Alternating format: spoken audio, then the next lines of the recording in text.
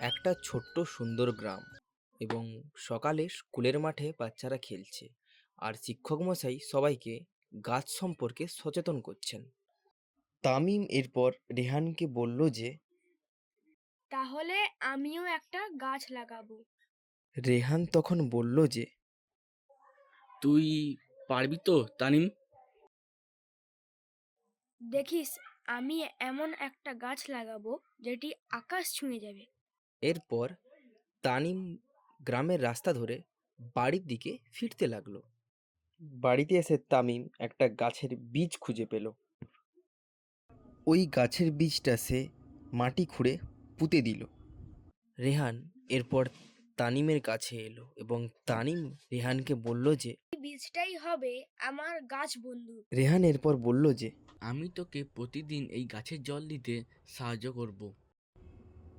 এরপর থেকে অনেক দিন অনেক রাত কেটে যায়, কিন্তু সে গাছটির কোনো বৃদ্ধি দেখতে পায় না।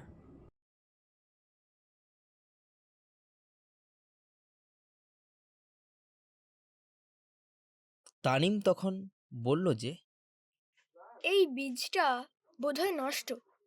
রেহান তখন বলল যে না রে, গাছও সময় নেয়, তুই একটু ধৈর্য ধর। তানিম আর রেহান প্রতিদিন গাছটিকে জল দিতে থাকে এবং গাছটির চারপাশ পরিষ্কার করতে থাকে। একদিন সকালে তানিম ঘুম থেকে উঠল এবং ঘুম থেকে উঠে দেখল যে গাছটি আস্তে আস্তে বৃদ্ধি পাচ্ছে। তানিম তখন বলল যে রেহান রেহান, দেখ, গাছটা তো বৃদ্ধি পাচ্ছে। রেহান তখন বলল যে ভালোবেসে তুই যদি কিছু করিস তাহলে তুই অবশ্যই ফল পাবি।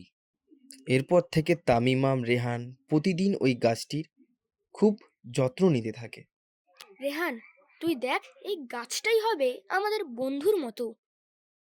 আরে, আমিও তো এই গাছটিকে ভালোবেসে যত্ন করব।